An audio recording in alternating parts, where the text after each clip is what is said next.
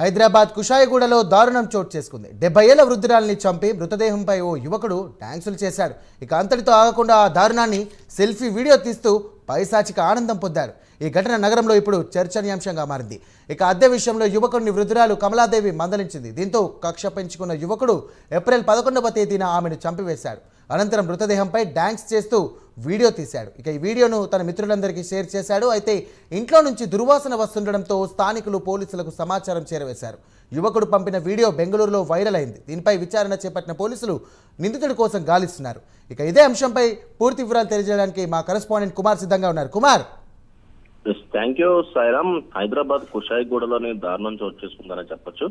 70 ఏళ్ల వృద్ధురాలని చంపి మృతదేహంపై ఒక యువకుడు అయితే డాన్స్ చేశాడు.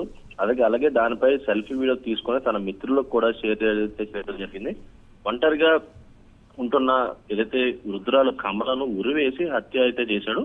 కమలాదేవికి చెందిన షాప్ లో ఏదైతే ఆ యువకుడు రెంట్కి అయితే ఉంటున్నాడు. అద్దె విషయంలో యువకుడిని ఏదైతే ఆ వృద్ధురాలు కమలాదేవి ఏదైతే మందలించింది, ఈ నేపథ్యంలోనే కక్ష పెంచుకోవడంతో కూడా ఆ యువకుడు కమలాదేవిని చంపేశాడు. ఈ నెల 11వ తేదీని వృద్ధురాలు చంపి తాళం వేసి ఆ యువకుడైతే పారిపోయాడు. ఇంట్లో నుంచి దుర్వాసన రావడంతో కూడా అక్కడ ఉన్న స్థానికులు పోలీసులకు అయితే సమాచారం ఇచ్చారు. మృతదేహాన్ని రికవరీ చేసుకుని పోస్ట్ మార్టంకి అయితే ప్రస్తుతం పోలీసులు అయితే పంపించారు. యువకుడు పంపిన వీడియో ఏదైతే బెంగళూరులో వైరల్ కావడంతో కూడా ఈ సమాచారం హైదరాబాద్ పోలీసులకు అయితే తెలిసింది. వృద్ధురాల్ని చంపి పారిపోయిన యువకుడి కోసం ప్రస్తుతం పోలీసులు కూడా తీవ్రంగా గాలిస్తున్నారు. సాయిరామ్.